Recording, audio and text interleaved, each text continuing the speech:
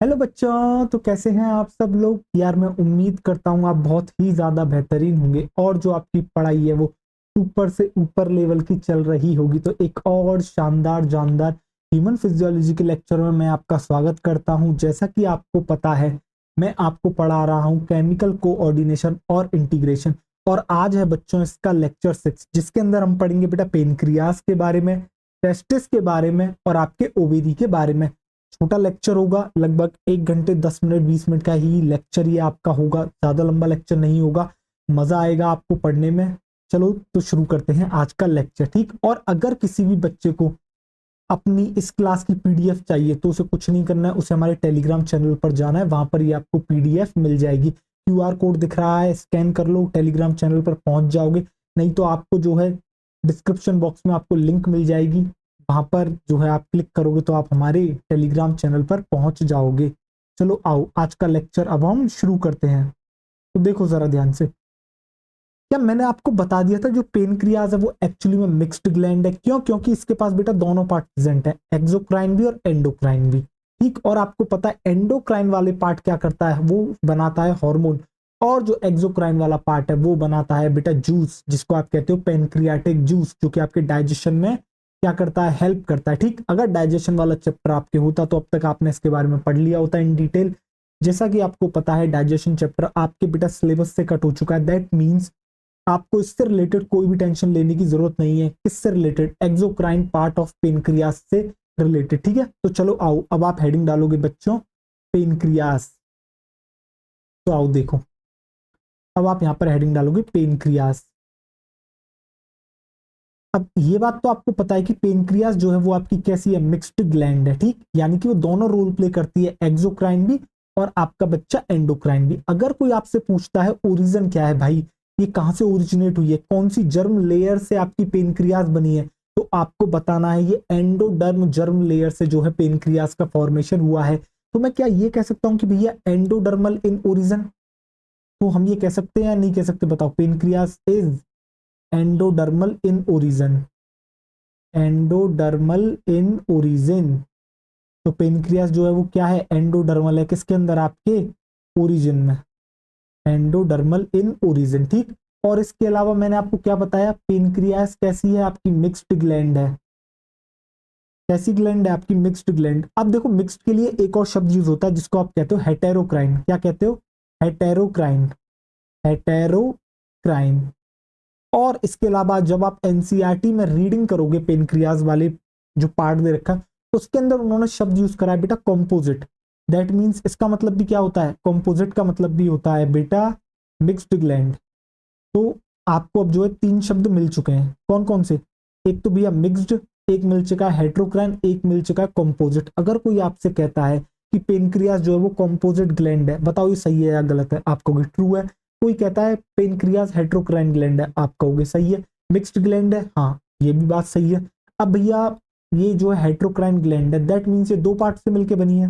और वो 2 पार्ट कौन कौन से हैं? एक है भैया आपका एंडोक्राइन वाला पार्ट और दूसरा है आपका एक्सोक्राइन वाला पार्ट। एक है एंडोक्राइन, सेकंड पार्ट कौन सा है आपका, वो है बच्चा आपका एक्सोक्राइन, ठीक है। देखो तो यहां पर मैं लिख देता हूं एंडोक्राइन पार्ट, जिसको हम बेटा नेक्स्ट स्लाइड से पढ़ना भी शुरू करेंगे। एंडोक्राइन पार्ट, एक्सोक्राइन पार्ट को मैं इसी स्लाइड पर बता दूंगा आपको। Exocrine part. अब जरा ध्यान से देखो, अब जो आप बच्चा एक्सोक्राइन पार्ट देखते हो ना, वो एक्चुअली में आपका ऐसी पेनक्रियाटिक एसिनी, यानी कि कुछ सेल्स होती है जिनको सेल्स ऑफ एसिनी कहते हैं, एसिनर सेल्स कहते हैं, या फिर हम उसको कह देते हैं मिला जुला के बेटा पेनक्रियाटिक एसिनी। तो किससे मिलके बना है आपका एक्सोक्राइन पार्ट? पेनक्रियाटिक एसिनी से। तो आप लिखोगे यहाँ पर कंसिस्ट ऑफ, किससे मिलके बना है? आप लिखोगे यहाँ पे consist of, exocrine part is consist of, आप लिखोगे पेनक्रियाटिक एसिनी। ये आपका मिलके बना है किससे? पेनक्रियाटिक एसिनी से, पेनक्रियाटिक एसिनी, पेनक्रियाटिक एसिनी। अब ये जो आपको पेनक्रियाटिक एसिनी दिख रही है, पता है ये पेनक्रियाटिक टिश्यू का कितना परसेंट पार्ट फॉर्म करती है? यानी कि जो एक्सोक्राइन वाला पार्ट है वो आपका कितना परसेंट बनाता है? लगभग बेटा 98 से 99% जो पेनक्रियाटिक टिश्यू का पार्ट है ना, वो आपका कहलाता है पेनक्रियाटिक एसिनी। क्या कहलाता है? पेनक्रियाटिक एसिनी, ठीक है। और ये क्या सीक्रेट करता है? ये सीक्रेट करती है भैया क्या? Pancreatic juice. तो देखो मैं हटता हूं जिससे आप लिख सको। चलो आओ देखो, तो आप यहां पर क्या लिखोगे? आप लिखोगे यहां पर लगभग 98 से 99% जो पार्ट है वो कौन सा है? वो है पेनक्रियाटिक एसिनी। 98 से 99% of pancreatic tissue, of pancreatic tissue, वो क्या है? वो है आपका पेनक्रियाटिक एसिनी, राइट। इसके अलावा ये क्या सीक्रेट करता है? ये आपका बच्चों सीक्रेट करता है पेनक्रियाटिक जूस। ये आपका सीक्रेट करता है पेनक्रियाटिक जूस। ये सीक्रेट करता है बच्चों आपका पेनक्रियाटिक जूस। बताओ क्या यहां तक आपको सारी की सारी चीजें क्लियर हो गई, हाँ या ना? आपको क्या समझ में आया? आपको ये समझ में आया पेनक्रियास मिक्स्ड ग्लैंड होती है, यानी एंडोक्राइन पार्ट भी है, एक्सोक्राइन पार्ट भी है। जो एक्सोक्राइन पार्ट है वो पेनक्रियाटिक एसिनी से मिलकर बना है, और जो एक्सोक्राइन पार्ट है वो लगभग 98 से 99% होता है किसका? पेनक्रियाटिक टिश्यू का। दैट मीन्स जो एंडोक्राइन पार्ट है वो सिर्फ और सिर्फ आपका 1 से 2% ही रह गया, ठीक है। और जो आपका एक्सोक्राइन वाला पार्ट है ये क्या सीक्रेट करता है? पेनक्रियाटिक जूस बनाने का ये काम करता है। अब आप यहां पर वीडियो को पॉज करोगे और जो है आप नोट कर लोगे। तो यहां पर पॉज करो वीडियो को और नोट करो। कर लिया? नोट हो गया? चलो आओ देखो, अब मैं आता हूं और नेक्स्ट स्लाइड पर अपन चलते हैं। जरा देखो, अब मैं बात करता हूं बच्चों एंडोक्राइन पार्ट के बारे में। एंडोक्राइन पार्ट के बारे में जरा ध्यान से देखिएगा। एंडोक्राइन पार्ट, तो एंडोक्राइन पार्ट किससे मिलके बना हुआ है? तो आप लिखोगे एंडोक्राइन पार्ट, आप लिखोगे कंसिस्ट ऑफ ये बेटा आइलेट्स ऑफ लैंगरहैंस से मिलके बना है। देखो आइलेट्स ऑफ लैंगरहैंस, तो क्या कहते हैं इसके एंडोक्राइन पार्ट को भैया? आइलेट्स ऑफ लैंगरहैंस, जो कि आपका कितना है? जो कि आपका, मैं बता दूं आपको बच्चों, जो कि आपका, अब चलो मैं नंबर में बताता हूँ नंबर में कितना होता है। आपको इतना पता लग गया जो एंडोक्राइन वाला पार्ट है वो लगभग 1 से 2% है पेनक्रियाटिक टिश्यू का। बट आप जब नंबर सुनोगे तब आपको लगेगा यार ये तो बहुत ज्यादा है, अभी तो आपको बहुत कम लग रहा है परसेंटेज में। बट ये लगभग बेटा 10 लाख से 20 लाख होता है नंबर में। और लैख के लिए जो है, 10 लाख के लिए बेटा एक हम टर्म यूज करते हैं मिलियन, यानी कि ये 1 से 2 मिलियन होते हैं नंबर में। ये कितने होते हैं बच्चा? 1 से 2 मिलियन इन नंबर। तो आप लिखोगे 1 से 2 मिलियन इन नंबर, 1 से 2 मिलियन इन नंबर। भैया 1 से 2 मिलियन है ये नंबर में। और ये जो 1 से 2 मिलियन है ये रफली कितना बनाते हैं? 1 से 2% ऑफ, 1 से लेके 2% बनाते हैं किसका बेटा?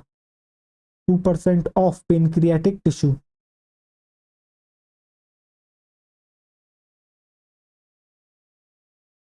बताओ क्या आपको इतनी चीज समझ में आई, हाँ या ना? ठीक, अब जरा देखो ध्यान से।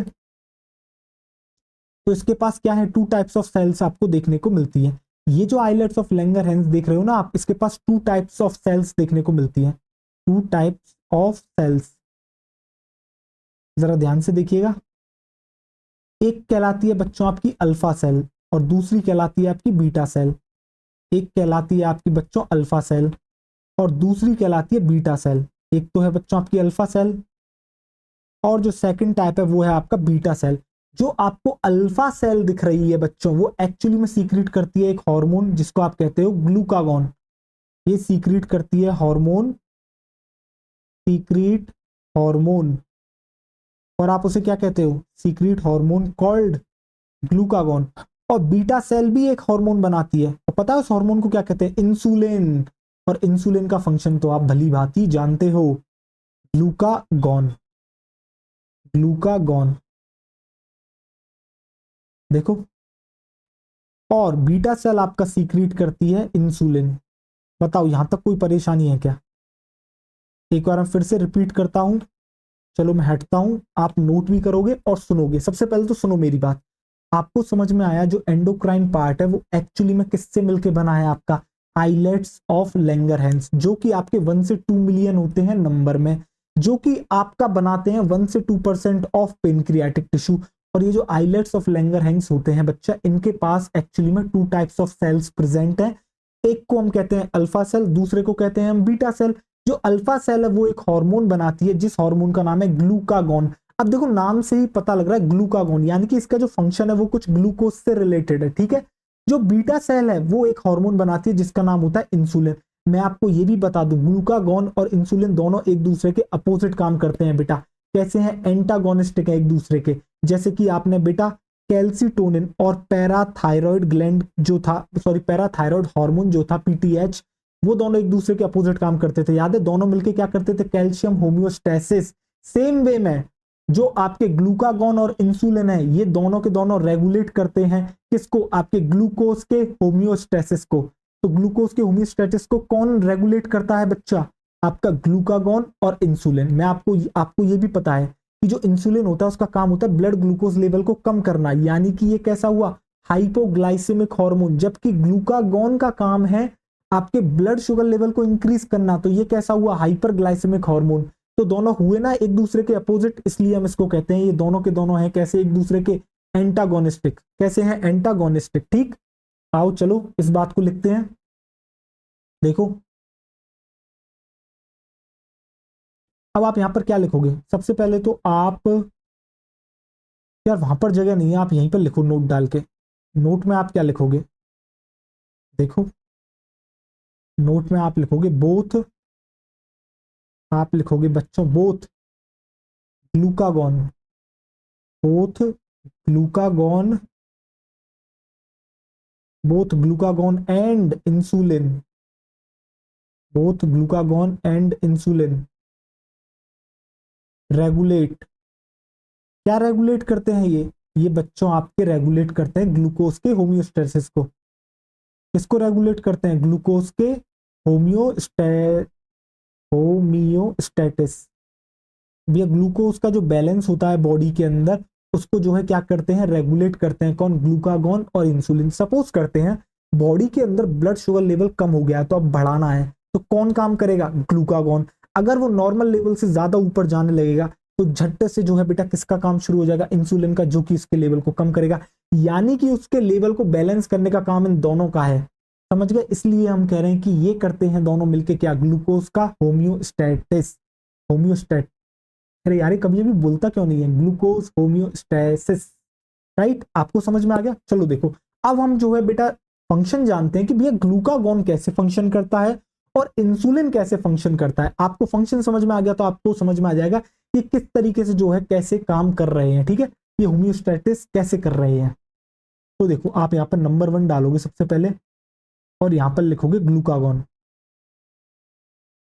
आप लिखोगे बच्चों ग्लूकागॉन। देखो जरा ध्यान से, मैं आपको बता देता हूं ग्लूकागॉन जो है बेटा, इसका अगर आपसे कोई पूछता है हार्मोन का नेचर कैसा है, नेचर का मतलब ये किससे मिलकर बना है, ठीक है, जो कि मैं आपको बाद में लिखाऊंगा सारे हार्मोन्स का नेचर, ठीक है, बट यहां भी मैं बताते चल रहा हूं साथ साथ। तो भैया ये जो है एक्चुअली में प्रोटीन के बने हुए हार्मोन है और पेप्टाइड हार्मोन। तो बेटा इनका नेचर कैसा है? ये है आपके पेप्टाइड हार्मोन। तो आप नेचर में यहाँ पर लिखोगे ये है आपके पेप्टाइड हार्मोन। काम क्या करते हैं ये इंक्रीज करते हैं ब्लड शुगर लेवल को। सबसे पहले तो आप ये लिखो ये कैसे हैं? ये हैं आपके पेप्टाइड हार्मोन। काम क्या करते हैं ये काम करते हैं बेटा इंक्रीज करते हैं ब्लड शुगर लेवल को। ये इंक्रीज करते हैं ब्लड शुगर लेवल, ये इंक्रीज कर रहे हैं ब्लड शुगर लेवल। और जो बढ़ाने का काम करता है उसके लिए टर्म यूज करी जाती है, एक होती है बच्चा हाइपर, एक होता है हाइपो। तो मुझे बताओ जो बढ़ाता है किसी चीज को उसके लिए कौन सी टर्म यूज करी जाती है, हाइपो या फिर हाइपर? तो आपने बिल्कुल सही जवाब दिया, यूज करी जाती है हाइपर। और ग्लूकोज से रिलेटेड बात है इसलिए हम शब्द यूज करते हैं ग्लाइसेमिक। ये मैंने आपको पहले भी बता रखा है, लास्ट लेक्चर में ही मैंने आपको बताया था, हाइपर ग्लाइसेमिक। तो ये कैसा हार्मोन हुआ आपका बच्चा? ये हुआ हाइपर ग्लाइसेमिक हार्मोन, ये हुआ आपका हाइपर ग्लाइसेमिक हार्मोन। अब आपके मन में ये सवाल आना चाहिए ये ब्लड ग्लूकोज लेवल को बढ़ाएगा कैसे? तो अब मैं आपको एक बात बताता हूं। होता क्या है, जो हमारा बेटा लिवर है ना, उसकी जो सेल्स होती है उनको कहते हैं हेपेटोसाइट। और उन हेपेटोसाइट में एक्चुअली में ग्लूकोज की जो बेटा स्टोर्ड फॉर्म होती है ना, वो वहां पर रखी जाती है, जिसको आप कहते हो ग्लाइकोजन। तो ग्लाइकोजन एक्चुअली में आपका स्टोर्ड है कहां पर? लिवर। मेनली बेटा कहां पर स्टोर होता है आपका ग्लाइकोजन? आपके लिवर सेल्स में, यानी कि हेपेटोसाइट्स में। तो ये क्या करता है, ये जाता है और उन हेपेटोसाइट्स जहां पर आपका ग्लाइकोजन स्टोर है, उसका क्या करता है, उसका करता है बच्चा ये ब्रेकडाउन। और जब उसका ब्रेकडाउन कर देगा तो उसके ब्रेकडाउन से क्या बनेगा? उसके ब्रेकडाउन से बनेगा बेटा ग्लूकोज। और इस तरीके से वो ग्लूकोज आपके ब्लड लेवल में आएगा और आपके ग्लूकोज ब्लड लेवल को क्या करेगा? इंक्रीज कर देगा। तो कैसे फंक्शनिंग करता है? सबसे पहले ये एक्ट करता है आपका किसके ऊपर? ये आपका एक्ट करता है हेपेटोसाइट्स के ऊपर, जो कि आपकी लिवर की सेल्स हैं। और वहां पर जाके क्या करता है? ब्रेकडाउन करता है ग्लाइकोजन का। ग्लाइकोजन को तोड़ के ग्लूकोज बनाता है। और इस प्रोसेस को क्या कहा जाता है, ये मैंने आपको पहले ही बता रखा है, ग्लाइकोजिनोलाइसिस। यानी कि ग्लाइकोजन प्लस लाइसिस दो शब्द से मिलकर बना है। लाइसिस का मतलब होता है तोड़ना, और आगे जो शब्द है ग्लाइकोजन, यानी कि ग्लाइकोजन को तोड़ना। और ग्लाइकोजन को तोड़ के क्या बन रहा है बेटा? आपका ग्लूकोज बन रहा है। आपका बन रहा है बच्चों ग्लूकोज। तो आप क्या लिखोगे? ये किस तरीके से एक्ट कर रहा है? तो आप देखोगे, चलो नेक्स्ट स्लाइड पर लिखते हैं। आओ यहां पर लिखते हैं इसको, ग्लूकागॉन। तो देखो ग्लूकागॉन किस तरीके से फंक्शन कर रहा है आपका। भैया ग्लूकागॉन कर क्या रहा है? ग्लूकागॉन जो है बेटा एक्ट कर रहा है किसके ऊपर? तो आप लिखोगे act on hepatocytes. Act on hepatocytes. और हेपेटोसाइट्स क्या है बच्चा? आपकी लिवर सेल।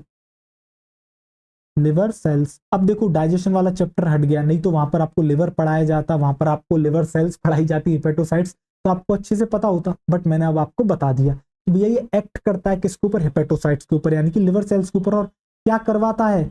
ये करवाता है ब्रेकडाउन ऑफ ग्लाइकोजन। ये करवाता है आपका breakdown of glycogen. Breakdown of glycogen. और जो ग्लाइकोजन का ब्रेकडाउन है उसको आप कहते हो ग्लाइकोजिनोलाइसिस। क्या कहते हो? तो देखो ब्रेकडाउन कुछ ऐसे होता है, ये जो आपको दिख रहा है बच्चा ग्लाइकोजन, जरा देखो ध्यान से, ये टूट के क्या बन जाएगा? ये बन जाएगा टूट के बच्चा ग्लूकोज। और ये जो प्रोसेस हुई है, इस प्रोसेस को कहते हैं, इस प्रोसेस को कहा जाता है ग्लाइकोजिनोलाइसिस। ग्लाइकोजिनोलाइसिस देखो दो शब्दों से मिलकर बनी है, ग्लाइकोजन और लाइसिस। ठीक, लाइसिस का मतलब ही होता है बच्चों तोड़ना। चलो एक फंक्शन तो मैं समझ में आ गया किस तरीके से ब्लड ग्लूकोज लेवल को इंक्रीज कर रहा है। दूसरा ये क्या करता है बच्चा? ये एक प्रोसेस को स्टिमुलेट करता है, जिस प्रोसेस को आप अच्छे से जानते हो, जिससे नॉन कार्बोहाइड्रेट सोर्स से आपका क्या बनाया जाता है? ग्लूकोज बनाया जाता है। और नॉन कार्बोहाइड्रेट सोर्स क्या है सर? बेटा फैट और प्रोटीन। देखो कार्बोहाइड्रेट, फैट, प्रोटीन, ठीक है। कार्बोहाइड्रेट तो खुद शुगर्स हैं, तो वो टूट के क्या बनती है? ग्लूकोज, फ्रक्टोज, ठीक है। बाकी जो है दो नॉन कार्बोहाइड्रेट सोर्स कौन कौन से हुए? प्रोटीन और आपके फैट। और पहले तो इनको वो तोड़ेगा, यानी कि एक तो वो प्रोसेस करेगा प्रोटियोलाइसिस, दूसरी होगी लिपोलाइसिस। उसके बाद जब वो अपनी सिंपलेस्ट फॉर्म में आ जाते हैं, तब उनको जो है वो कन्वर्ट करेगा किसके अंदर? ग्लूकोज के अंदर। और इसी प्रोसेस को कहा जाता है बच्चा क्या? ग्लूकोनियोजेनेसिस। क्या कहा जाता है बच्चों? ग्लूकोनियोजेनेसिस। तो अब आप यहां पर क्या लिखोगे सेकंड में? दूसरा एक किस तरीके से फंक्शन कर रहा है? ये स्टिमुलेट करता है क्या? ये स्टिमुलेट करता है ग्लूकोनियोजेनेसिस। ये स्टिमुलेट करता है बच्चा ग्लूकोनियोजेनेसिस। देखो नियो का मतलब है नया, यानी कि एक ऐसे सोर्स से ग्लूकोज बनाना जो नया है, ठीक है। और वो कौन सा है? नॉन कार्बोहाइड्रेट सोर्स, जैसे कि आपके बेटा फैट और प्रोटीन। जैसे कि आपके बच्चों फैट और प्रोटीन। तो देखो फैट और प्रोटीन किस में कन्वर्ट हो रहे हैं? आपके ग्लूकोज में। और इस प्रोसेस को क्या कहते हैं? इस प्रोसेस को कहा जाता है ग्लूकोनियोजेनेसिस। तो देखो ये जो प्रोसेस हो रही है इसको आप क्या कह रहे हो? देखो मैंने एरो से दिखा दिया ना आपको, ग्लूकोनियोजेनेसिस। इसके अलावा ये क्या करता है? अब देखो और क्या तरीका है बढ़ाने का। बढ़ाने का देखो एक तरीका ये और है कि जो आप खाना खा रहे हो, ठीक है, उससे भी आपको पता है शुगर लेवल बढ़ता है, बिल्कुल बढ़ता है सर, ठीक है, क्योंकि कार्बोहाइड्रेट खा रहे हो वो टूट टूट के शुगर बन रहा है। ये भी तो तरीका है ना यार। एक तो तरीका है कि जो पड़ा हुआ है उससे उसने ग्लूकोज बना लिया। इसके अलावा एक तरीका ये भी तो है कि भैया जो ग्लूकोज पड़ा हुआ है ना तो उसका सेल्स अपटेक करें, ना ही तो सेल्स उसको लें और ना ही यूटिलाइज करें। अब सेल ग्लूकोज लेके क्या करती है? एनर्जी बनाती है। यानी कि बेसिकली ये क्या करेगा? ये ग्लूकागॉन जब इसको लेवल बढ़ाना होगा तो रिड्यूस कर देगा सेलुलर अपटेक को और यूटिलाइजेशन को, किसके? ग्लूकोज के। जिससे कि वो जो ग्लूकोज है वो आपका ब्लड में ही पड़ा रहे और ब्लड शुगर लेवल को इंक्रीज करे। तो आपको समझ में आ गया किस तरीके से ये एक्ट करेगा। देखो थर्ड ये क्या करता है बच्चों, थर्ड जो ये काम करता है वो क्या करता है, ये रिड्यूस करता है। ये क्या करता है, ये रिड्यूस करता है सेलुलर अपटेक।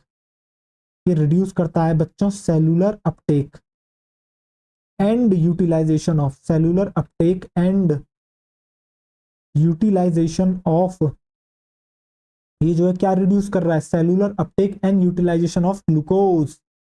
तो ये जो है आपके ग्लूकोज का सेलुलर अपटेक को कम करता है और उसकी यूटिलाइजेशन को भी क्या करता है बच्चों, कम कर देता है। क्या आपको सारे के सारे फंक्शन समझ में आ गए, किस तरीके से ग्लूकागॉन जो है आपके शरीर में एक्ट करेगा और किस तरीके से वो आपका ब्लड ग्लूकोज लेवल बढ़ाएगा। तो चलो देखो मैं हटता हूं। अब जिस भी बच्चे को नोट करना है वो क्या करेगा बच्चों, इसको पॉज करेगा और आपके क्या करेगा, नोट करेगा। इससे आपको ये समझ में आ गया कि भैया किस तरीके से ब्लड ग्लूकोज लेवल बढ़ेगा। अब इंसुलिन इसके जस्ट उल्टा काम करेगा। अगर आपको ये फंक्शंस याद हो गए तो आपको जो है बच्चों, अगर आपको ये फंक्शंस याद हो गए तो इसका जस्ट उल्टा करना है। वही काम किसका होता है, आपके इंसुलिन का होता है। अच्छा आपने वो लास्ट स्लाइड और नोट नहीं करी होगी, चलो यहां से शुरू करो, पॉज करो और नोट करो। पॉज कर लिया, नोटेड। चलो आओ देखो, अब मैं नेक्स्ट स्लाइड पर चलता हूं। देखो जरा ध्यान से। अब आप यहां पर क्या करोगे, पॉज करोगे और इसको नोट करोगे। इसके बाद जो है अब हम शुरू करेंगे सेकंड हार्मोन, जो कि है आपका बच्चों इंसुलिन। वो भी आपका एक पेप्टाइड हार्मोन है। और इंसुलिन क्या करता है, ब्लड ग्लूकोज लेवल को कम करता है। तो ये कैसा हुआ, हाइपोग्लाइसेमिक या हाइपरग्लाइसेमिक। तो आप कहोगे सर ये होता है आपका हाइपोग्लाइसेमिक हार्मोन। तो इंसुलिन है आपका हाइपोग्लाइसेमिक हार्मोन। तो देखो अब जो है आप यहाँ पर नंबर 2 डालोगे और वो होगा आपका इंसुलिन। वो होगा बच्चों आपका इंसुलिन। तो देखो इंसुलिन किस तरीके से एक्ट कर रहा है। तो इंसुलिन आपका क्या है बच्चों, पेप्टाइड हार्मोन।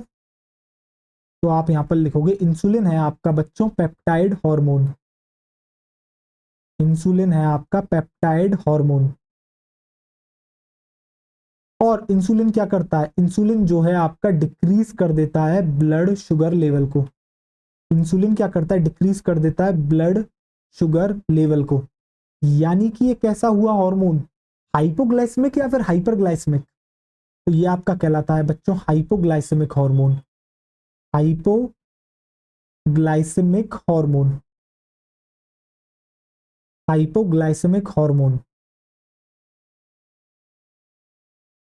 Hypoglycemic hormone. अब ये किस तरीके से जो है अपना काम करता है, जरा समझने की कोशिश करते हैं। हमें अच्छे से पता है अपना ग्लूकागॉन क्या कर रहा था। ग्लूकागॉन क्या करता था, हेपेटोसाइट्स के पास जाता था और जो ग्लाइकोजन स्टोर था उसको तोड़ के क्या करता था, आपका जो है बच्चों क्या करता था, उसे तोड़ देता था और जो है ग्लूकोज का क्या करता था, बनाता था। ठीक है। अब ये जस्ट उल्टा काम करेगा। ये क्या करेगा, जो ग्लूकोज प्रेजेंट है ना उसको एक ग्लाइकोजन बनाएगा। यानी कि ये जो प्रोसेस करता है वो करता है ग्लाइकोजेनेसिस।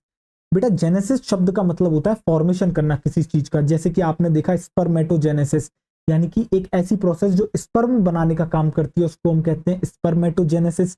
सेम वे में एक ऐसी प्रोसेस जो ग्लाइकोजन का फॉर्मेशन करेगी उसको हम कहते हैं ग्लाइकोजेनेसिस। यानी कि ये स्टिमुलेट करती है ग्लाइकोजेनेसिस। ठीक है। इसके बाद होता क्या है, जो बच्चों आपका एक्स्ट्रा ग्लूकोज पड़ा होता है ना ब्लड के अंदर, ये क्या करती है, उसको पहले फैट के अंदर कन्वर्ट करती है और बाद में उसे स्टोर कर देती है एक सेल के पास जिसका नाम होता है बेटा एडिपो, आपका क्या नाम होता है, एडिपोसाइट सेल। तो एडिपोसाइट सेल के पास क्या कर देती है, उसको स्टोर कर देती है जो एक्स्ट्रा ग्लूकोज होता है, जो एक्सेस में ग्लूकोज प्रेजेंट है। ठीक है। इसके अलावा ये क्या करती है, ये जो है बच्चा आपका सेलुलर अपटेक बढ़ा देती है। कैसे कम कर सकती है, सेलुलर अपटेक बढ़ा देगी और यूटिलाइजेशन बढ़ा देगी किसका, ग्लूकोज का। यानी बेसिकली यहां पर जस्ट उल्टा काम हो रहा है। ठीक है। पर आपने यहां पर एक चीज देखी क्या, कि ये जो है आपका इंसुलिन बेटा दो सेल्स पर एक्ट कर रहा है। एक है हेपेटोसाइट और दूसरी है आपकी एडिपोसाइट्स। ठीक है। बेटा एडिपोस टिश्यू होता है जो कि मैं आपको पढ़ाऊंगा। ठीक है। अभी आपको आगे पढ़ना है, मैं ही पढ़ाऊंगा, टेंशन नहीं लेना है आपको। तो जो सेल्स होती हैं एडिपोस टिश्यू की उनको कहा जाता है एडिपोसाइट्स। तो देखो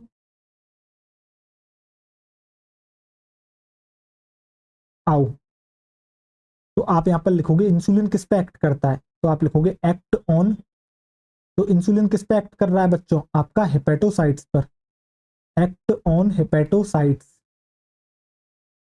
एंड एडिपोसाइट्स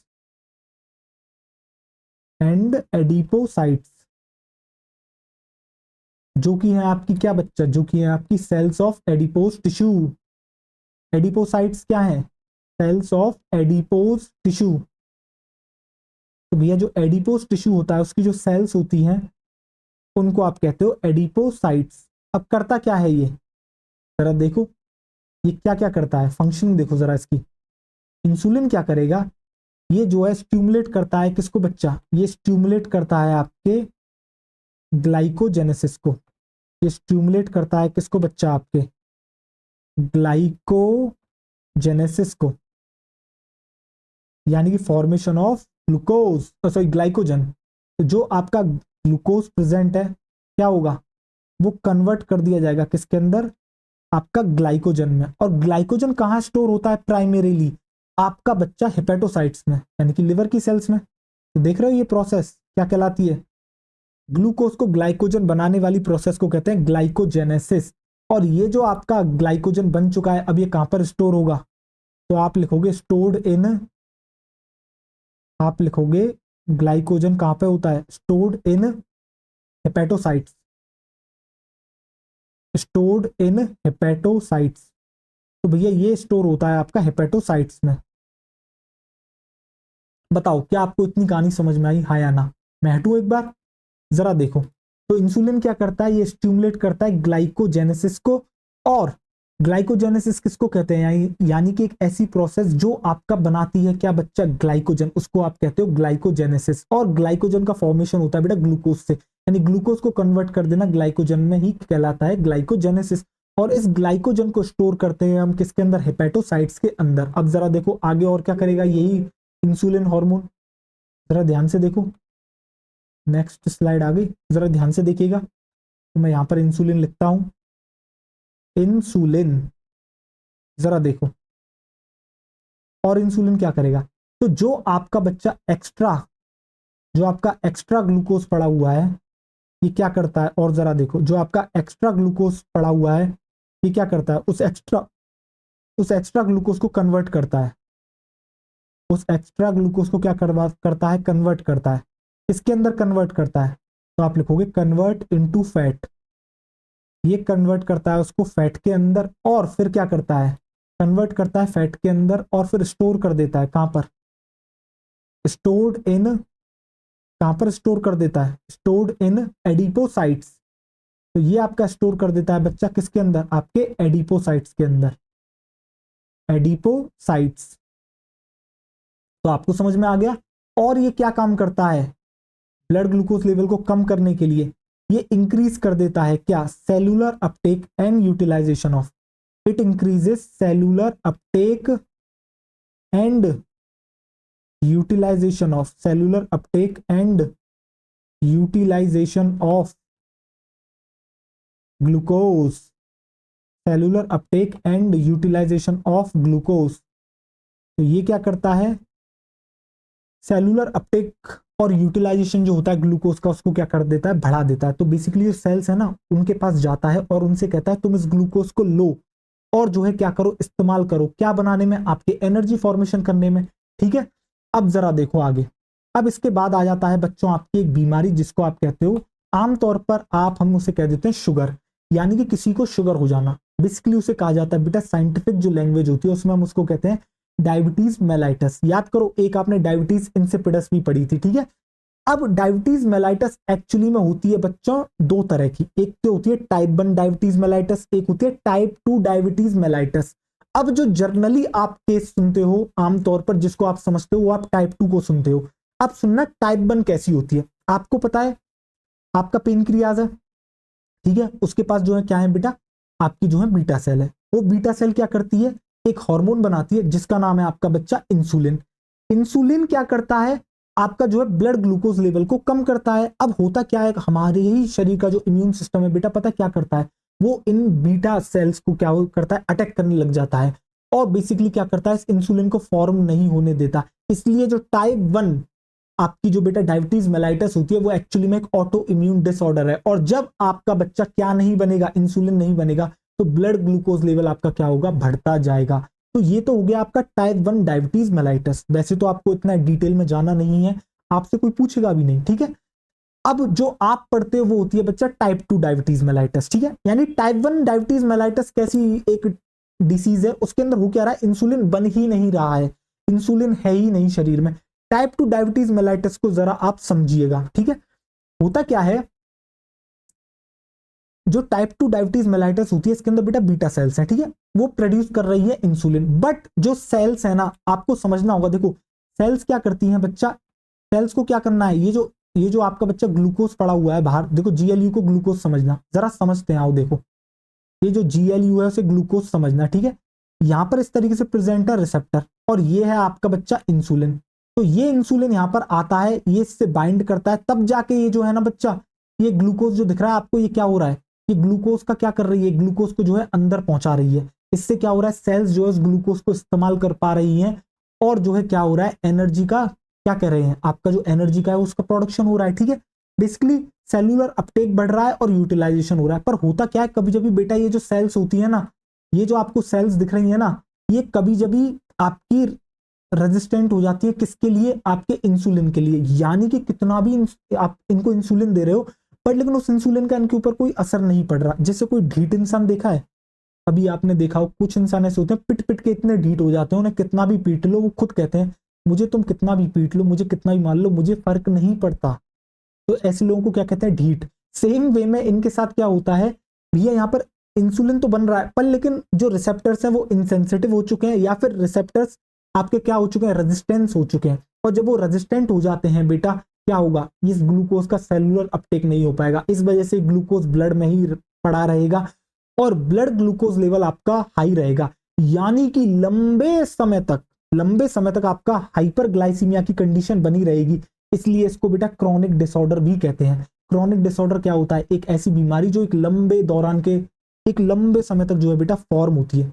समझ रहे हो, जब आपका लंबे समय तक ब्लड ग्लूकोज लेवल बढ़ा रहेगा, तो पता है वो आपके टाइप 2 डायबिटीज मेलाइटस कर देगा। यानी कि टाइप 2 डायबिटीज मेलाइटस एक ऐसी डायबिटीज है जिसके अंदर एक्चुअली में इंसुलिन तो बन रहा है, बट अपनी जो सेल्स हैं वो इंसुलिन के लिए क्या हो चुकी है, रेजिस्टेंट हो चुकी है, ठीक है। और इस वजह से क्या होता है, हमारा शरीर और इंसुलिन बनाता जा रहा है, पर लेकिन वो रेजिस्टेंट है।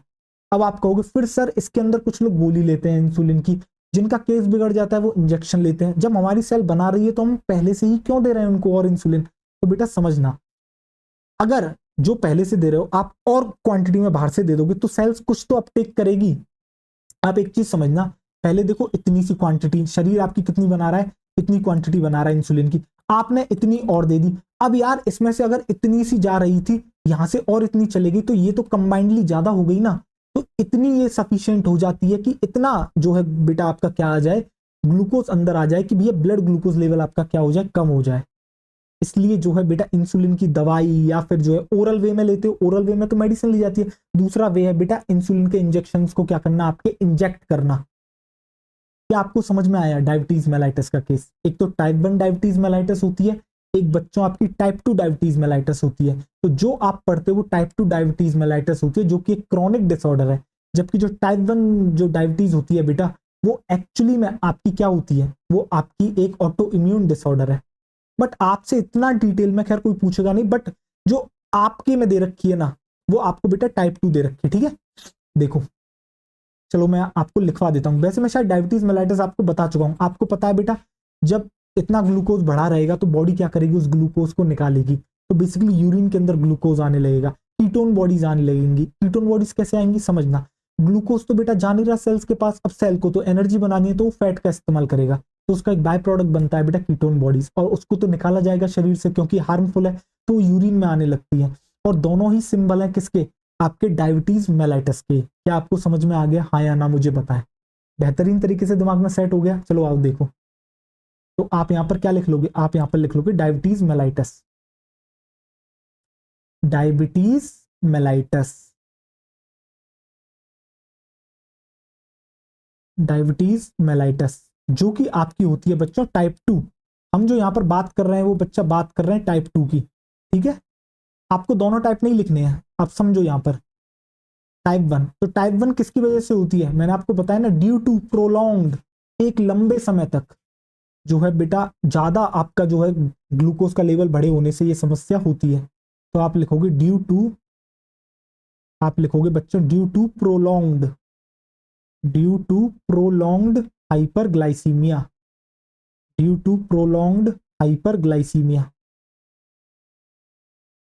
ड्यू टू प्रोलॉन्ग्ड हाइपरग्लाइसीमिया, यानी कि लंबे समय तक बेटा ग्लूकोज लेवल बढ़े होने से जो आपको समस्या देखने को मिलती है वो कौन सी है, टाइप 2 डायबिटीज मेलाइटस। अब ये लंबे समय तक कैसे ये समस्या हुई, चलो इससे रिलेटेड आप लिख लोगे, आप यहां पर लिखोगे बिकॉज, क्योंकि जो हमारी सेल्स हैं बेटा, because sales become insulin resistant, क्योंकि बेटा आपकी जो सेल है ना वो इंसुलिन रेजिस्टेंट बन चुकी है, इंसुलिन रेजिस्टेंट बन चुकी है, यानी कि अब इंसुलिन का उनके ऊपर कोई असर नहीं हो रहा है। ठीक है, इतना ही आपको जानना है, बाकी आपको मैं पहले लिखा चुका हूं भैया, ग्लाइकोज यूरिया, कीटोन यूरिया, ये कंडीशंस आपको डायबिटीज मेलाइटस में देखने को मिलती है। तो चलो अब ऐसा करते हैं, मैं आपको पेनक्रियाज वाला पार्ट पढ़ा देता हूं, उसके बाद टेस्टिस और ओवरी की हम बात करेंगे। ठीक है, उसमें हमें ज्यादा समय लगेगा नहीं। आओ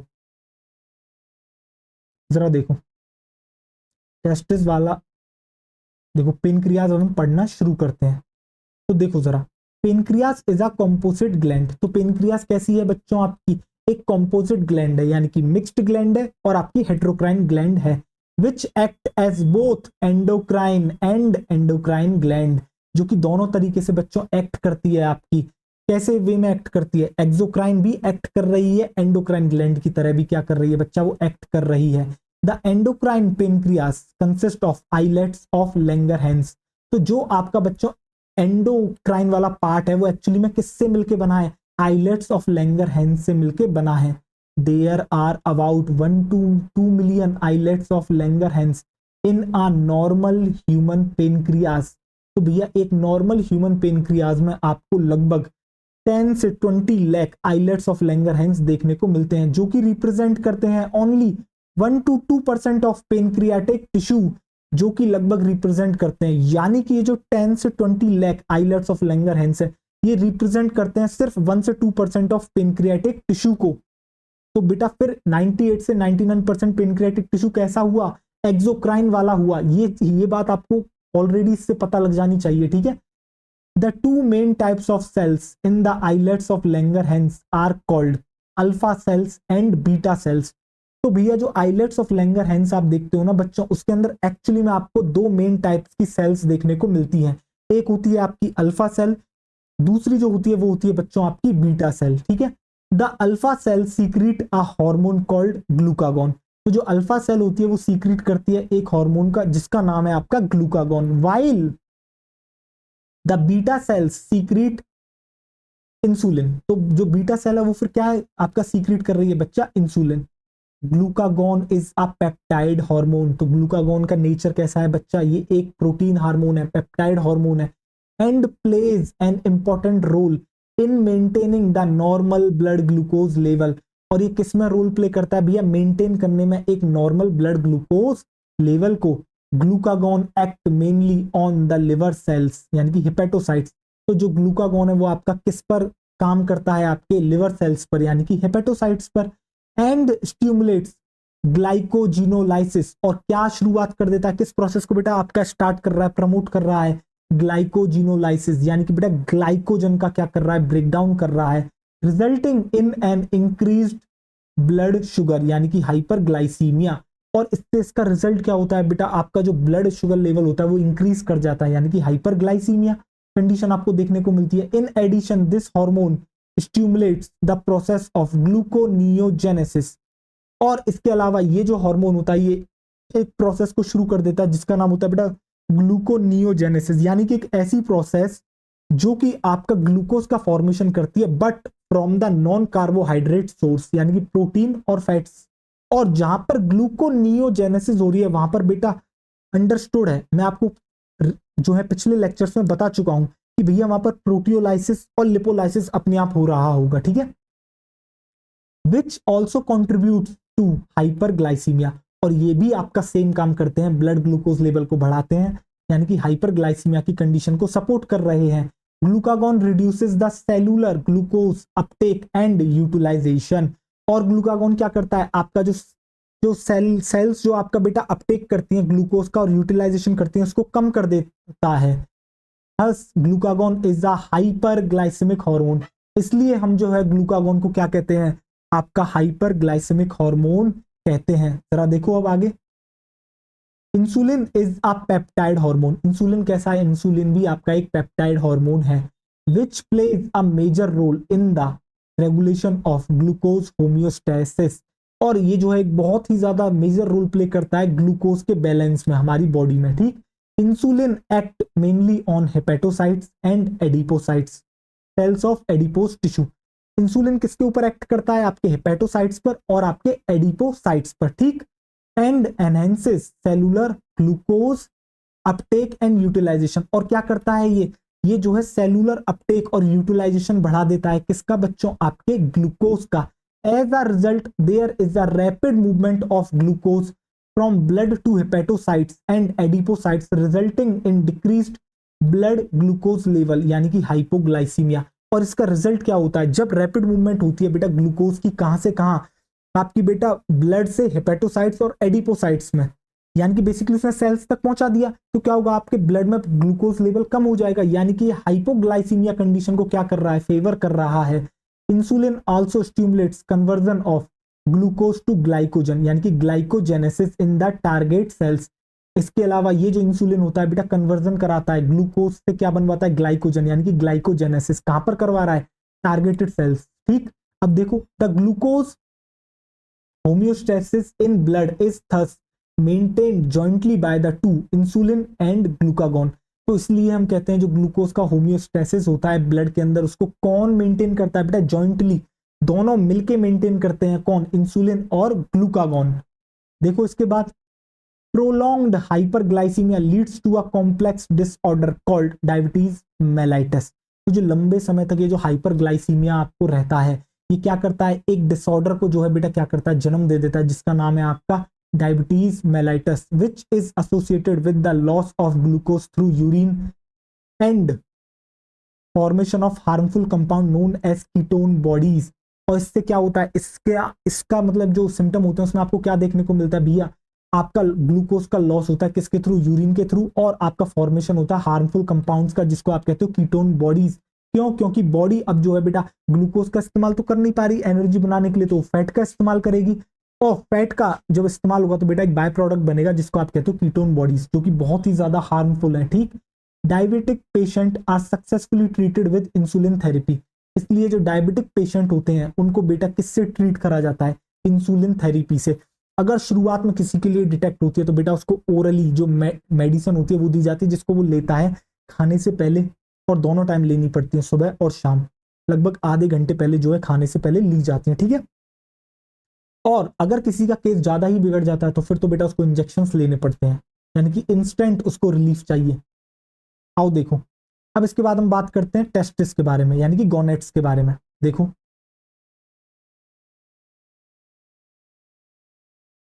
अच्छा मैंने यार आपको लिखने का मौका नहीं दिया है ना, कहां से नहीं लिखने का मौका दिया मैंने आपको यार, एक बार देखना पड़ेगा। अच्छा अपने ग्लूकागॉन तक तो लिख लिया था, राइट। चलो इंसुलिन से आपको लिखना है ना। देखो मैं हटता हूं, जिस भी बच्चे को नोट करना है वो क्या करेगा बच्चों, यहां से नोट कर लेगा जब तक मैं पानी पी लेता हूं। नोटेड। चलो आओ नेक्स्ट स्लाइड में आपके लिए लगा देता हूं। देखो पॉज करोगे और आप क्या करोगे बच्चों, इसको नोट करोगे। हो गया। अब देखो इसको भी पॉज करोगे और नोट करोगे। हो गया। चलो आओ, अब देखो अब आप हेडिंग डालोगे बच्चे टेस्टिस। और आप जानते हो टेस्टिस क्या है, एक्चुअली में मेल गोनेड है। और आप जानते हो गोनेड्स किसको कहते हैं, ऐसा ऑर्गन जो बेटा आपके क्या फॉर्म करता है, गैमीट्स बनाता है, ठीक, उनको हम कहते हैं गोनेड्स। और मेल के अंदर जो गोनेड्स होते हैं वो आपके कहलाते हैं टेस्टिस, और फीमेल के जो गोनेड्स होते हैं वो आपके कहलाते हैं बच्चों ओवेरी। क्या कहलाते हैं, ओवेरी। तो अब आप जो हेडिंग डालोगे वो डालोगे टेस्टिस, आपकी हेडिंग होगी बच्चों टेस्टिस। जरा ध्यान से देखना, सबसे पहले हम बात करते हैं बच्चों इसका ओरिजिन कि भैया इसका जो है कौन सी जर्म लेयर से बनी है। तो भैया ये मीजोडर्मल है ओरिजिन में। कैसी है? आप लिखोगे बच्चों mesodermal in origin, mesodermal in origin. तो ये ओरिजिन में कैसी है आपकी? मीजोडर्मल है, यानी कि मीजोडर्म जर्म लेयर से मिलकर ये क्या है आपकी बनी हुई है। ठीक, इसके अलावा ये कितना नंबर में कितनी होती है तो मैं आपको बता दूं, टेस्टिस जो है बेटा नंबर में एक पेयर होती है, वन पेयर इन नंबर।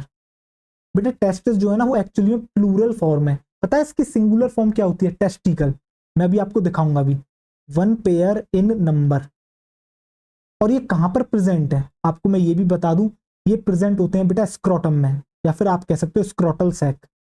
तो आप कहोगे present in scrotum, present in scrotum. एक बैग लाइक स्ट्रक्चर होता है बच्चा जिसको आप कहते हो स्क्रोटम। और आपको पता है कि ये जो स्क्रोटम होता है बच्चा ये कहां पर प्रेजेंट है? आपका आउटसाइड एब्डोमिन। ये बेटा एक्स्ट्रा एब्डोमिनल में है, आउटसाइड एब्डोमिन। ये आपका प्रेजेंट है आउटसाइड एब्डोमिन। जरा देखो आउटसाइड एब्डोमेन, बताओ। अब मैं आपको एक बार इमेज दिखाऊं, चलो आओ देखो। अब मैं आपको रीजन भी बताऊंगा भाई ये जो है एब्डोमेन कैविटी में क्यों नहीं प्रेजेंट है, बाहर की तरफ क्यों प्रेजेंट है। इमेज कहां गई यार, एक मिनट। ये देखो जरा ध्यान से इसको, ये आपको दिख रहा है बच्चा? ये देखो टेस्टिकल जो आपको दिख रहा है ना बेटा, ये एक ही दिखाया है इसलिए उन्होंने टेस्टिकल शब्द यूज करा है, वरना दोनों को मिला के कहा जाता है बच्चा आपका टेस्टिस, जो कि प्लूरल शब्द है। ठीक, अब देखो ये स्क्रोटम दिख रहा है, बैग लाइक स्ट्रक्चर जो होता है जिसके अंदर बेटा इस तरीके से होता है, आपकी बॉडी के बाहर एब्डोमिन के बाहर प्रेजेंट है, इसलिए हम कहते हैं एक्स्ट्रा एब्डोमिनल। ठीक है, कौन प्रेजेंट है आपका? स्क्रोटम, उसके अंदर टेस्टिस प्रेजेंट है। आपको एक बात पता है भैया जो टेस्टिस है इनके अंदर ही आपका स्पर्म का फॉर्मेशन होना बिल्कुल। होता क्या है, जो स्पर्म के फॉर्मेशन के लिए बच्चा एक कंडीशन होती है, और पता है वो कंडीशन क्या है? वो कंडीशन ये है बच्चों कि स्पर्म का फॉर्मेशन तब होगा जो आपका बॉडी टेम्परेचर है ना उससे 2 से 2.5 डिग्री सेल्सियस जो है आपका कम होना चाहिए टेम्परेचर, समझ रहे हो? तब स्पर्म का फॉर्मेशन होगा। तो जो आपका बॉडी का टेम्परेचर है उससे लगभग 2 से लेके 2.5 डिग्री सेल्सियस कम टेम्परेचर चाहिए। किसके लिए? आपके बेटा स्पर्म का फॉर्मेशन कराने के लिए। इसलिए ये स्क्रोटम जो है आपका बेटा आउटसाइड एब्डोमिनल कैविटी प्रेजेंट है। समझ में आ गया आपको ये एक्स्ट्रा एब्डोमिनल कैविटी में क्यों प्रेजेंट है? हाँ या ना, मुझे इतना बताओ। समझ में आ गया? तो चलो देखो,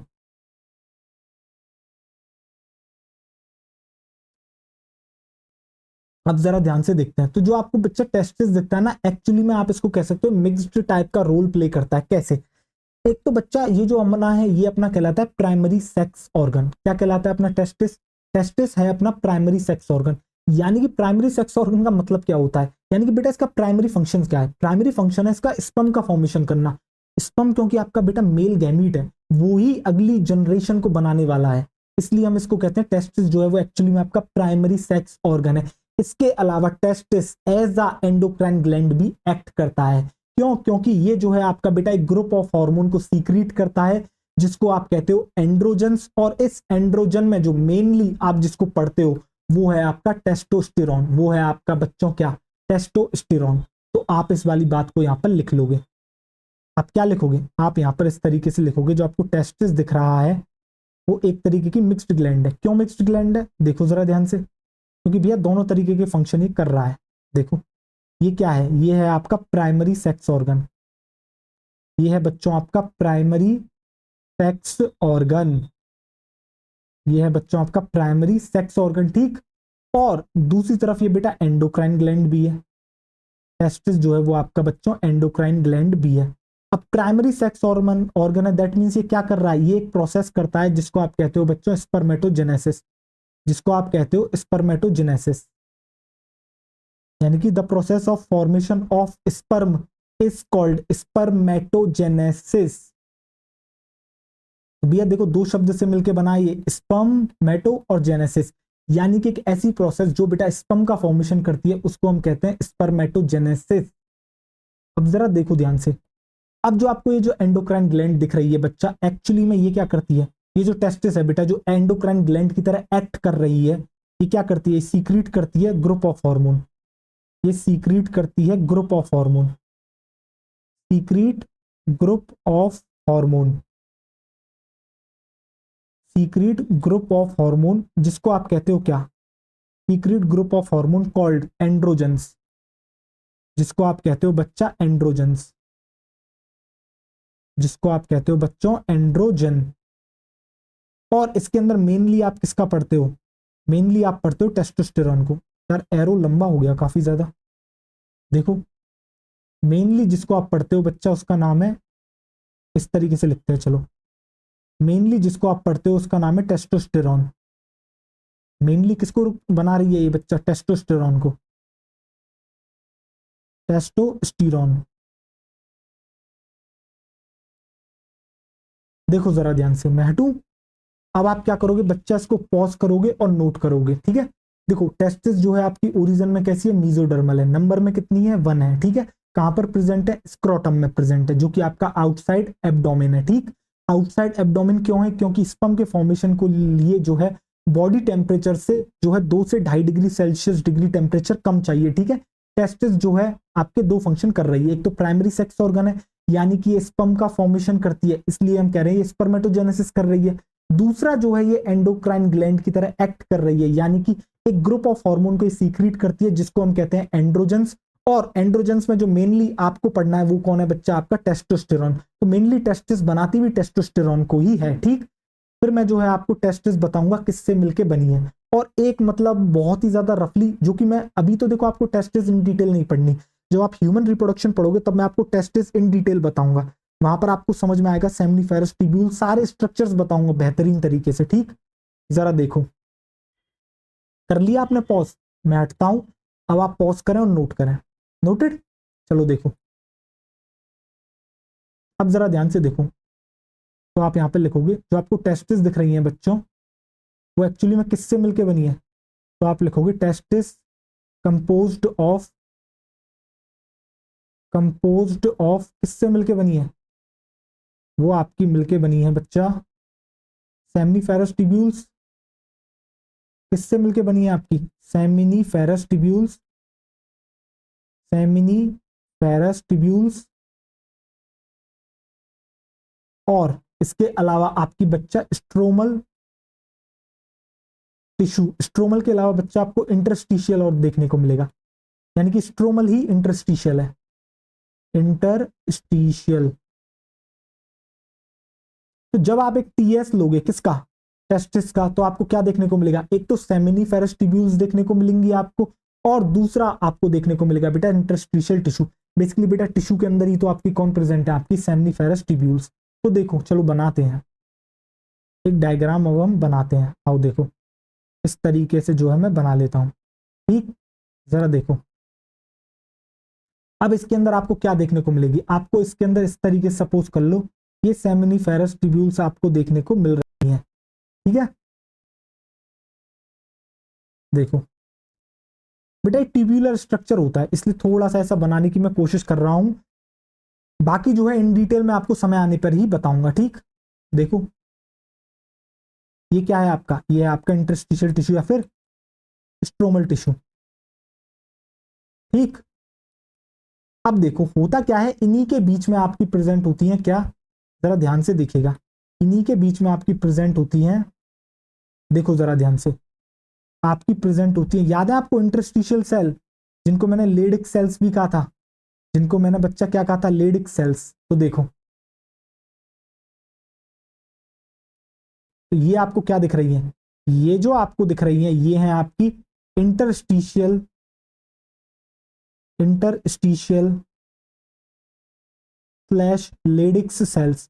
याद है एफएसएच और एलएच जब आपको पढ़ाया था इनका जिक्र हुआ था बच्चा, मैं वापस नहीं बताने वाला, अगर आप सोचोगे तो ये आपका काम है रिवीजन करना, मेरा नहीं है, ठीक है। इंटरस्टिशियल या फिर हम इन्हीं को कहते हैं बेटा लेडिक्स सेल। और ये जो आपको दिख रहे हैं बच्चा क्या, ये क्या है, ये है आपका सेमिनिफेरस ट्यूब्यूल्स, ये है आपका बच्चा सेमिनिफेरस ट्यूब्यूल्स, सेमिनिफेरस ट्यूब्यूल्स।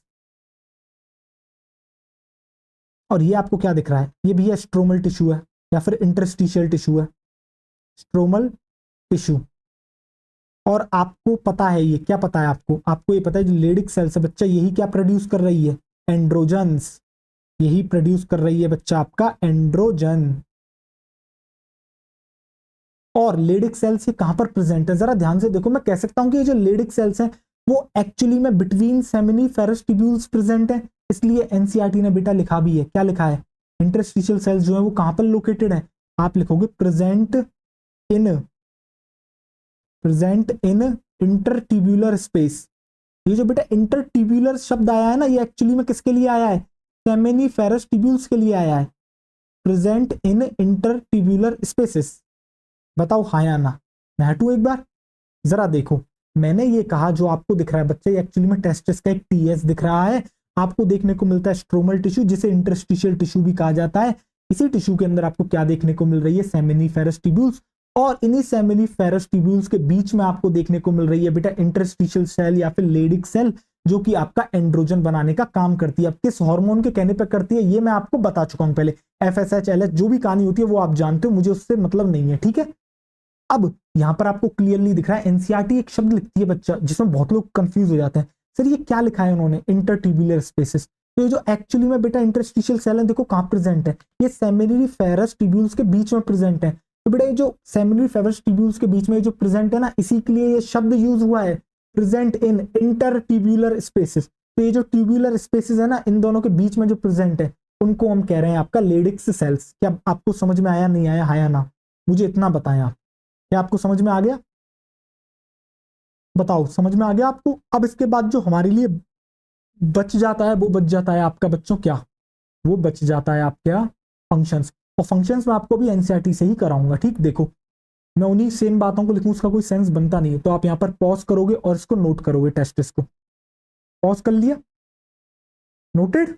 अब देखो मैं नेक्स्ट स्लाइड आपके लिए लगा देता हूं, आप इसको भी क्या करोगे बच्चों, पॉज करोगे और नोट करोगे।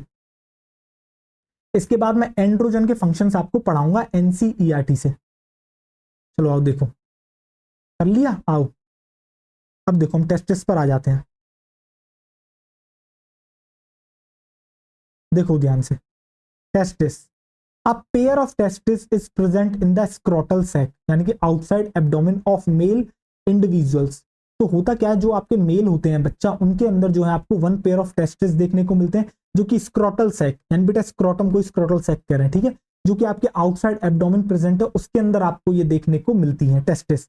Testis perform dual functions as a primary sex organ as well as endocrine gland. तो भैया ये डुअल फंक्शन परफॉर्म करती है टेस्टिस, भैया एक तो प्राइमरी सेक्स ऑर्गन का काम कर रही है, दूसरा एंडोक्राइन ग्लैंड की तरह भी एक्ट कर रही है, ठीक। Testis is composed of seminiferous tubules and stromal और इंटरस्टिशियल टिश्यू। तो भैया जो टेस्टिस है वो एक्चुअली में जो आप इसका टीएस देखते हो, यानी कि ट्रांसवर्स सेक्शन देखते हो, तो आपको देखने को मिलता है ये सेमिनिफेरस ट्यूब्यूल्स और स्ट्रोमल या फिर इंटरस्टिशियल टिश्यू से मिलकर बनी है, ठीक। द लेडिक्स सेल्स और interstitial cells which are present in the intertubular spaces produces a group of hormone called androgens, mainly testosterone। क्या आपको समझ में आ गया भैया, हाँ या ना, मुझे इतना बताओ ये लाइन क्या कह रही है, जो लेडिक सेल है या फिर आपकी इंटरस्टिशियल सेल है, जो कि आपकी प्रेजेंट है कहां पर, इंटरट्यूब्यूलर स्पेसेस में, यानी कि बिटवीन सेमिनिफेरस ट्यूब्यूल्स, वो प्रोड्यूस करती है ग्रुप ऑफ हार्मोन्स जिनको आप कहते हो एंड्रोजेंस, जिसके अंदर मेनली वो प्रोड्यूस कर रही है क्या, टेस्टोस्टेरोन। बताओ हाँ या ना, आपको समझ में आया या नहीं आया, बताएं। अब देखो इसके बाद आ जाते हैं बच्चा आपके फंक्शंस, तो आप यहां पर लिख लोगे फंक्शंस ऑफ एंड्रोजन। तो भैया ये एज इट इज आपको पता होने चाहिए, फंक्शंस ऑफ एंड्रोजन। अब मैं इसी रामायण को बेटा 2 स्लाइड और लेता लिखवाता, कोई सेंस नहीं था सेम इन्हीं बातों को बताने के लिए, ठीक है। तो जरा देखो, androgens regulate the development and maturation and functions of the male accessory sex organs like epididymis, vas deferens, seminal vesicle, prostate gland, urethra etc। तो भैया क्या करता है, ये जो एंड्रोजन होते हैं ये बेटा रेगुलेट करते हैं डेवलपमेंट, मैचुरेशन और function male accessory sex organs का। कौन कौन से होते हैं, epididymis, vas deferens, seminal vesicle, prostate gland, urethra. अभी आप बड़े कंफ्यूज हो रहे होंगे सर ये सब क्या होता है, किनको कहते हैं मेल एसेसरी सेक्स ऑर्गन्स। तो बच्चा, मैंने कहा ना, जब ह्यूमन रिप्रोडक्शन पढ़ोगे वहां डिटेल में पढ़ना है, अभी इनके ऊपर ज्यादा मूड मारा जाए उसका कोई सेंस बनता नहीं है, ठीक।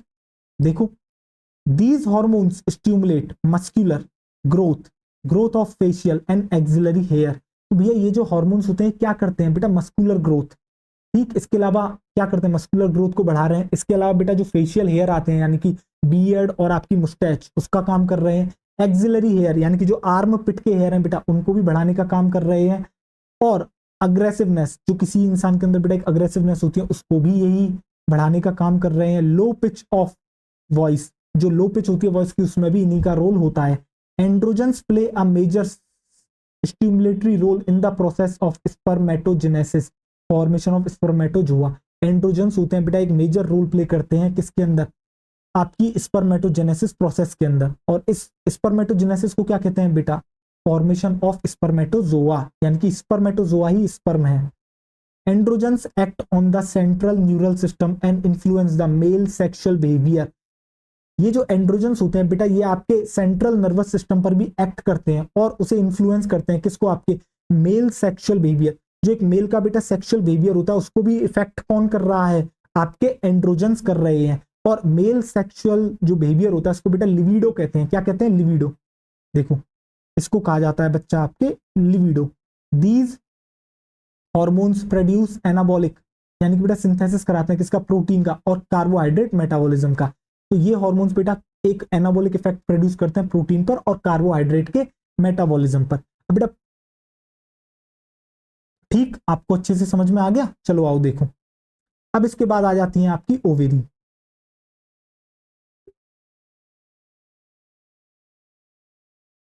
अब आप हेडिंग डालोगे बच्चों ओवेरी। देखो,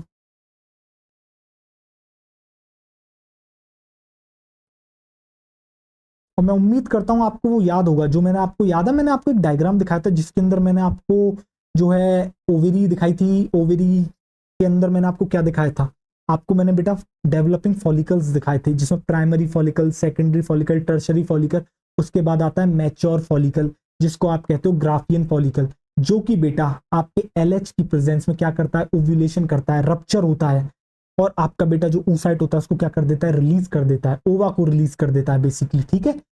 और बाद में जो उसका बचा कुचा हिस्सा होता है ग्राफियन फॉलिकल का, रेमिनेंट्स, वो बेटा कन्वर्ट हो जाते हैं किसके अंदर, आपके याद आ रहा है आपको, कॉर्पस ल्यूटियम के अंदर। तो उससे रिलेटेड ही आज हमें थोड़ी सी यहां पर और चर्चा करनी है, ठीक। जरा देखो, आप यहां पर हेडिंग डालोगे बच्चा ओवेरी।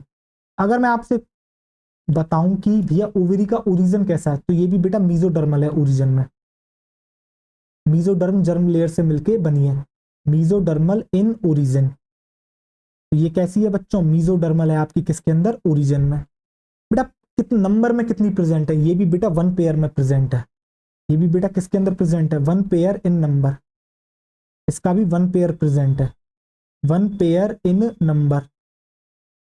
और ये लोकेटेड कहाँ होती है, मैं आपको बता दूं, ये एक्चुअल में लोकेटेड होती है आपकी एब्डोमेन के अंदर। देखो, अपनी जो टेस्टिस थी वो एक्स्ट्रा एब्डोमिनल कैविटी में प्रेजेंट है, बट ओवेरी के साथ ऐसा नहीं है। ओवेरी जो है बच्चा आपकी एब्डोमेन में ही लोकेटेड है। तो आप लिखोगे यहां पर located in abdomen, located in abdomen. भैया ये कहां पर लोकेटेड है, आपके एब्डोमेन में। जैसे टेस्टिस डुअल फंक्शन परफॉर्म कर रही थी, सेम वे में ओवेरी भी डुअल फंक्शन परफॉर्म करती है, यानी कि प्राइमरी सेक्स ऑर्गन का काम भी करती है और इसके अलावा बेटा एंडोक्राइन ग्लैंड का भी काम करती है। तो देखो, आप ये वाली बात यहां पर भी लिखोगे, आप यहां पर लिखोगे जो टेस्टिस, ओ सॉरी टेस्टिस नहीं बच्चा, ओवेरी। तो जो बच्चा आपकी ओवेरी है वो एक्चुअली में डुअल फंक्शन परफॉर्म कर रही है। डुअल फंक्शन कैसे परफॉर्म कर रही है, एक तो प्राइमरी सेक्स ऑर्गन की तरह, किसकी तरह बच्चा, आपके प्राइमरी सेक्स ऑर्गन की तरह, प्राइमरी सेक्स ऑर्गन।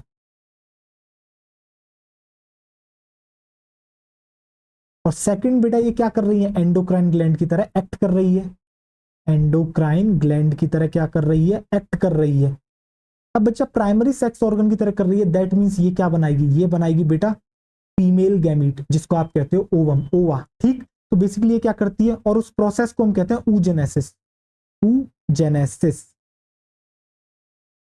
यानी कि फॉर्मेशन। ऊजेनेसिस का मतलब क्या है, ऊजेनेसिस का मतलब बेटा formation of ovum, formation of ovum, इसको आप कहते हो oogenesis। तो उस oogenesis को कौन करवा रहा है भैया, ओवेरी करवा रही है, ठीक है, इसलिए हम इसको कहते हैं प्राइमरी सेक्स ऑर्गन।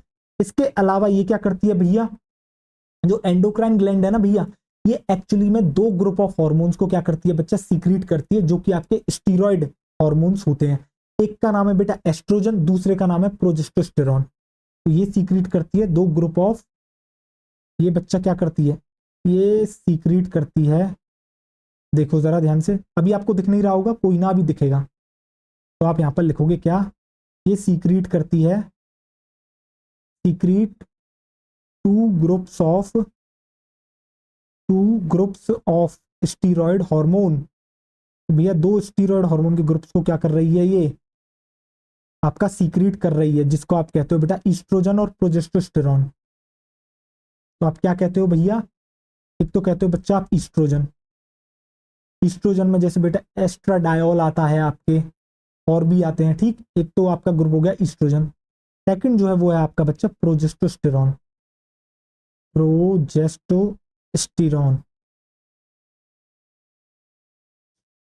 बताओ, देखो,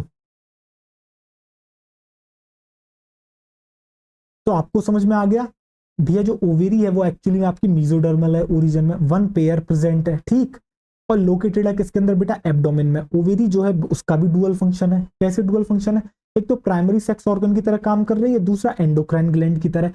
प्राइमरी सेक्स ऑर्गन है तो बेटा फीमेल गैमीट का फॉर्मेशन करेगी, जो कि ओवम होता है, और इस प्रोसेस को कहते हैं बेटा oogenesis। जो एंडोक्राइन ग्लैंड की तरह फंक्शन कर रही है, दैट मीन्स बेटा ये क्या करती है, ये सीक्रेट करती है to groups of steroid hormone, जो कि है आपके बच्चा एस्ट्रोजन और प्रोजेस्टेरोन, राइट, आपको समझ में आ गया। अब जरा ओवेरी के बेटा टीएस की बात कर लेते हैं, ठीक है। वैसे तो उस दिन मैंने आपको ओवेरी का दिखाया था, और आज मैं फिर से उस डायग्राम को आपको दिखाऊंगा। तो आप यहां पर लिखोगे ओवेरी कंपोज्ड ऑफ, आप यहां पर लिखोगे ओवेरी कंपोज्ड ऑफ, आप लिखोगे ovary composed of ovarian follicle. एक तो भैया ओवेरियन फॉलिकल आपने देखे तो ओवेरियन फॉलिकल्स बेटा प्राइमरी, सेकेंडरी, टर्शरी, ग्राफियन, और इसके अलावा बेटा स्ट्रोमल टिश्यू, यानी कि जहां पर ये प्रेजेंट थे। बाकी बचा कुछ हिस्सा क्या है बेटा, स्ट्रोमल टिश्यू। अब देखो मैं फिर से तुम्हें वो डायग्राम दिखाता हूं, देखना जरा ध्यान से, जरा देखो, क्या याद आया बच्चा, ये यही डायग्राम मैंने आपको दिखाया था। देखो यहाँ पर मैंने क्या करा है, वो आपको दिख रहा है, मैंने एरो भी वहां पर बना दिया ब्लैक कलर के सर्कल में, ओवेरी को जो है बेटा दिखाया गया है। और जब आप ओवेरी को देखते हो तो आपको यहाँ पर डेवलपिंग फॉलिकल्स देखने को मिलते हैं, ठीक है। और ये जहां पर प्रेजेंट है वो क्या है, आपका स्ट्रोमल टिश्यू, यानी कि आपको यहाँ पर टीएस दिख गया, किसका, किसका टीएस दिख गया आपको बेटा, ओवेरी का टीएस दिख गया। इसके अंदर बेटा आपको ग्रोइंग फॉलिकल दिख रहे हैं, primary, secondary, tertiary, Graafian follicle. अब मैं आपको एक जो नई बात बताऊंगा वो मैं ये बताता हूँ। आपको पता है ये जो डेवलपिंग फॉलिकल्स होते हैं, यानी कि प्राइमरी, सेकेंडरी, टर्शरी, ग्राफियन, ये एक्चुअली में बेटा सीक्रेट करते हैं ईस्ट्रोजन को। किसको सीक्रेट करते हैं, ईस्ट्रोजन को। और जब ओव्यूलेशन हो जाता है किसकी प्रेजेंस में, एलएच की प्रेजेंस में, तो जो रप्चर्ड ग्राफियन फॉलिकल होता है, जो कि आपका कहलाता है बेटा कॉर्पस ल्यूटियम, ये पता है क्या सीक्रेट करता है, ये आपका सीक्रेट करता है प्रोजेस्टेरोन, मेनली प्रोजेस्टेरोन, बट कुछ अमाउंट में बेटा ये जो है ईस्ट्रोजन भी कर देता है, बट मेनली प्रोजेस्टेरोन जो है क्या करता है, ये आपका फॉर्म करता है। तो ये वाली बात मुझे आपको यहाँ पर बतानी थी। बाकी आपको एफएसएच और एलएच का फंक्शन तो यहाँ पर पता ही है, ठीक। चलो आओ देखो, अब इस वाली बात को भी मैं लिख देता हूं। तो अब देखो आप यहाँ पर क्या लिखोगे, आप यहाँ पर लिखोगे ये जो ग्रोइंग आपके बेटा क्या है, ग्रोइंग कह सकते हो, डेवलपिंग कह सकते हो, ग्रोइंग ओवेरियन फॉलिकल है, ग्रोइंग ओवेरियन फॉलिकल, जो कि कौन कौन से हैं बच्चा आपके, एक तो है बच्चा प्राइमरी, तो 1 डिग्री मतलब बेटा प्राइमरी, सेकेंडरी, टर्शरी, और आपका ग्राफियन फॉलिकल। ये सब क्या करते हैं, जो ग्राफियन फॉलिकल है बच्चा, ये सब क्या करते हैं, ये सब एक्चुअली में बेटा सीक्रेट्स मेनली आप लिखोगे, आप यहां पर लिखोगे बच्चा सीक्रेट्स मेनली क्या सीक्रेट करते हैं, ये सीक्रेट करते हैं बच्चा आपका ईस्ट्रोजन, ये सीक्रेट करते हैं हार्मोन जिसका नाम है oestrogen, oestrogen secretes hormone called oestrogen. क्या आपको समझ में आ गया। और जब ये रप्चर हो जाता है, कौन? आपका ग्राफियन फॉलिकल बेटा। मैच्योर होने के बाद क्या होता है, जब आपका बेटा ग्राफियन फॉलिकल जो है क्या हो जाए, रप्चर्ड हो जाए, ग्राफियन फॉलिकल जब आपका रप्चर्ड हो जाता है तो उसका बचा कुचा हिस्सा क्या कहलाता है? तो देखो ये इस तरीके से आप सपोज करो रप्चर हो गया, रप्चर्स, तो फिर वो क्या बनता है, वो आपका बनता है बच्चा कॉर्पस ल्यूटियम। वो आपका बनता है कॉर्पस ल्यूटियम। बताओ हाँ या ना? कॉर्पस ल्यूटियम बनता है। और ये जो कॉर्पस ल्यूटियम होता है ये सीक्रेट करता है मेनली, आप लिखोगे यहां पर सीक्रेट्स मेनली,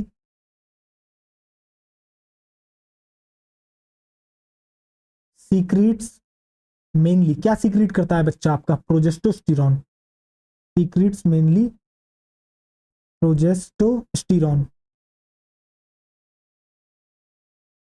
बताओ। और सम अमाउंट आप कह सकते हो, सम अमाउंट, यहां पर आप ये ऐसा लिख सकते हो, some amount of oestrogen. But बेटा मेनली अगर आपसे कोई पूछता है कॉर्पस ल्यूटियम क्या बनाता है, तो भैया प्रोजेस्टोस्टिरॉन बनाता है। ठीक, अभी आपको समझ में आएगा कि यार ये बन क्यों रहे हैं। अभी आपको लग रहा होगा ऐसे ही बना रहे, नहीं बेटा, रीजन होता है किसी चीज के पीछे होने का, तो वो आपको पता लगेगा अभी जब मैं आपको ह्यूमन रिप्रोडक्शन पढ़ाऊंगा। ठीक है, जब आप रिप्रोडक्टिव यूनिट पढ़ोगे पूरी की पूरी, आपको बहुत मजा आएगा। देखो मैं हटता हूं एक बार, क्या आपको समझ में आ गया? जो ओवेरी है बच्चा वो किससे मिलकर बनी है? ओवेरियन फॉलिकल और स्ट्रोमल टिश्यू से। जो ग्रोइंग ओवेरियन फॉलिकल होते हैं यानी कि primary, secondary, tertiary Graafian follicle, वो सीक्रेट करते हैं मेनली आपका ईस्ट्रोजन। और जब ग्राफियन फॉलिकल रप्चर हो जाता है तो वो क्या बनता है बेटा? Corpus luteum. तो वो सीक्रेट करता है mainly progesterone, but some amount of oestrogen भी क्या करता है, ये अपना सीक्रेट करता है। ठीक, इसके बाद आ जाते हैं बच्चा आपके फंक्शंस, और फंक्शंस हम इसके भी एनसीईआरटी से ही पढ़ेंगे। आओ देखो, ओवेरी, जरा ध्यान से देखिएगा। Ovary, females have a pair of ovaries located in the abdomen. भैया फीमेल के पास जो है आपके एक पेयर ऑफ ओवेरीज होती हैं जो कि आपके एब्डोमेन में लोकेटेड होती हैं। ठीक है, ovary is the primary female sex organ which produce one ovum during each menstrual cycle। तो होता क्या है, ओवेरी जो है वो आपका प्राइमरी फीमेल सेक्स ऑर्गन है जो कि प्रोड्यूस करती है बच्चा हर एक मेंस्ट्रुअल साइकिल, जो बच्चा आपकी आती है एक महीने में, उसमें एक ओवम ये बनाने का काम करती है। ठीक, in addition ovary also produces two groups of steroid hormones called oestrogen and progesterone. तो बच्चा क्या करता है, इसके अलावा ओवेरी आपके दो ग्रुप ऑफ हॉर्मोन्स को प्रोड्यूस करते हैं जो कि स्टीरॉयड है नेचर के अंदर, जिसको आप कहते हो बच्चा एस्ट्रोजन और प्रोजेस्टोस्टिरॉन। देखो ovary is composed of ovarian follicles and stromal tissue. Ovary जो है ओवेरियन फॉलिकल और स्ट्रोमल टिश्यू से मिलकर बनी है। The oestrogen is synthesised and secreted mainly by the growing ovarian follicles. तो भैया जो एस्ट्रोजन है वो एक्चुअली में सिंथेसाइज किसके द्वारा करा जाता है? ग्रोइंग ओवेरियन फॉलिकल्स के द्वारा। After ovulation the ruptured follicle is converted to a structure called corpus luteum which secretes mainly progesterone। और जब ओव्यूलेशन हो जाता है एलएच की प्रेजेंस में बच्चा, तो ये जो रप्चर्ड ग्राफियन फॉलिकल होता है ये किसके अंदर कन्वर्ट हो जाता है? कॉर्पस ल्यूटियम के अंदर, जो कि आपका मेनली सीक्रेट करता है प्रोजेस्टेरोन, पर सम अमाउंट में बेटा ईस्ट्रोजन भी क्या करता है, ये प्रोड्यूस करता है। ठीक, अब इसके बाद आप जो है बेटा फंक्शंस देखोगे, यहां पर मैं लिख देता हूं फंक्शंस, जरा फंक्शंस देख लो।